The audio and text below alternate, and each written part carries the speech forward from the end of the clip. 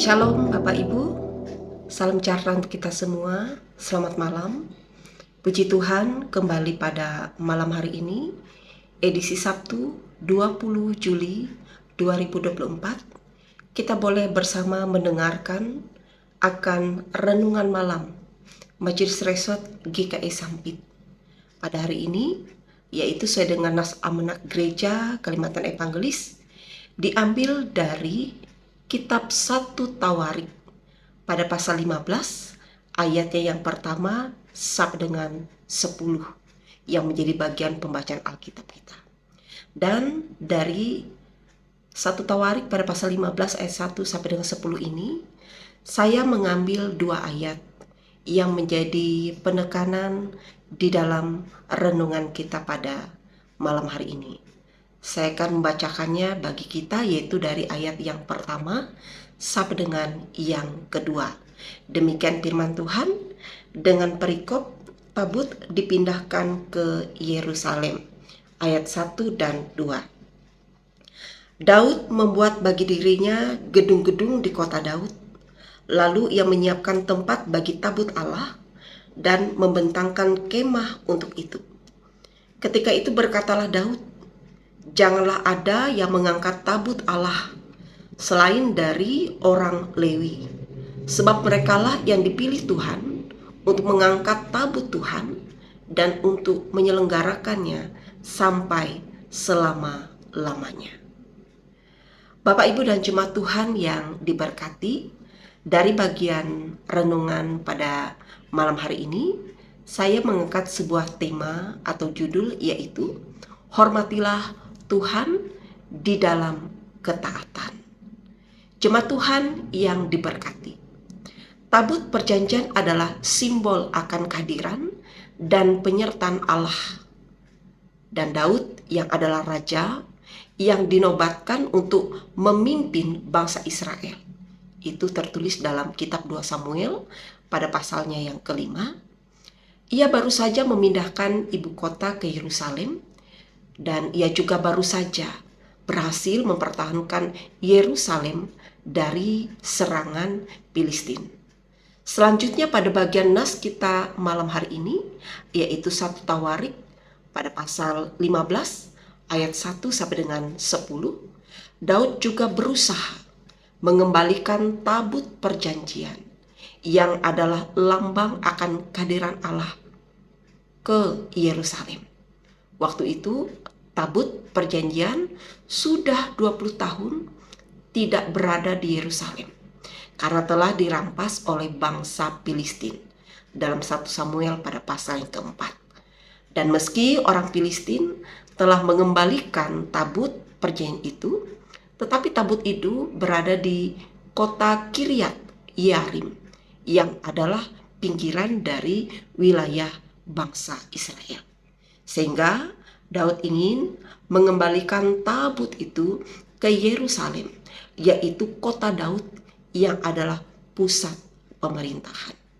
Tindakan Daud ini sebagai upaya menjadikan Tuhan Allah sebagai sentral bagi umat Israel.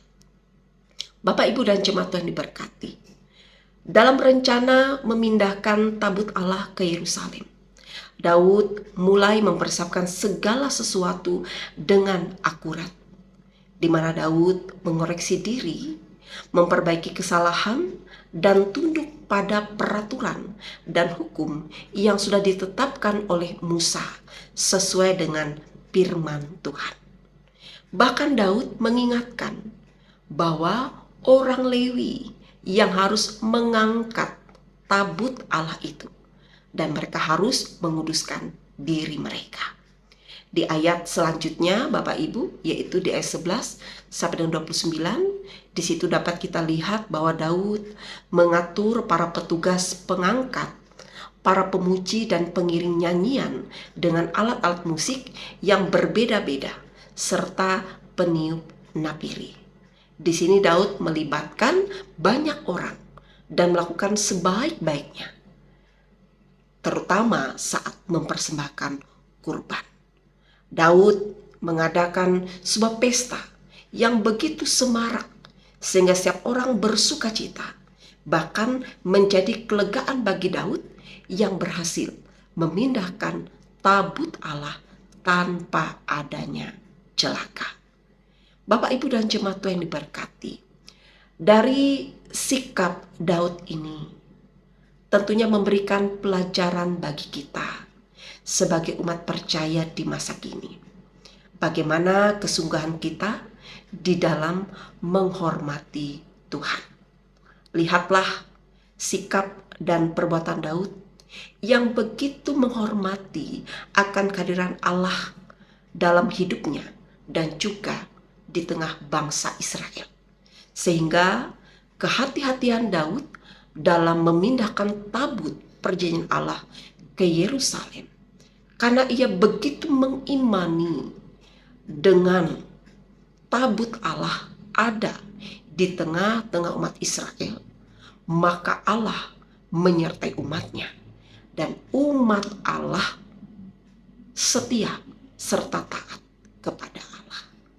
Nah, begitu juga bagi kita umat Tuhan di masa kini, bahwa tabut Allah tidaklah secara fisik seperti yang diceritakan di dalam nas kita saat ini, tetapi bagaimana hati, pikiran, dan hidup kita itu boleh melekat dan setia kepada Tuhan, di mana hidup kita menjadi tempat untuk Allah berkarya, dan melalui kita ajaran dan firman Allah boleh dilihat dan dipercayai oleh orang lain yang belum mengenal Allah, sehingga mereka beroleh pemahaman serta percaya bahwa Yesus Kristus adalah Tuhan dan Juru Selamat manusia. Mari Bapak, Ibu, dan jemaat Tuhan, hormatilah Tuhan Allah di dalam ketaatan kita, sebab di dalam Dia kita beroleh keselamatan dan hidup kita menjadi alat di tangan Tuhan. Belajarlah dari Daud yang begitu menghormati Allah di dalam hidupnya. Kiranya hidup kita pun menjadi sebuah pribadi yang taat setia di dalam Tuhan. Tuhan Yesus memberkati kita. Amin. Mari kita bersatu di dalam doa. Kita berdoa. Bapa dalam Yesus Kristus, terima kasih kami boleh mendengarkan bagian dari firman-Mu. Daud telah memberikan contoh bagaimana ia menghormati di dalam ketaatan kepada Tuhan. Begitu juga dalam kehidupan kami. Kiranya kehidupan kami sebagai umat-Mu di masa kini boleh juga menghadirkan rasa hormat, rasa taat dan setia kepada Allah. Hidup, hati, dan pikiran kami boleh hanya tertuju pada kehendak-Mu, dan melalui hidup kami Tuhan boleh memakai agar kami boleh menyampaikan kebaikan Allah, kehendak Allah bagi orang-orang di sekitar kami, pun bagi mereka yang belum mengenal akan Tuhan. Sehingga melalui hidup yang taat kepada Allah, kami percaya Tuhan akan memakai kami sebagai berkat, sehingga banyak jiwa-jiwa yang mau percaya mengenal Tuhan di dalam ketaatan. Terpujilah nama-Mu ya Bapa. Di dalam Yesus Kristus kami berdoa dan mengucap syukur. Amin.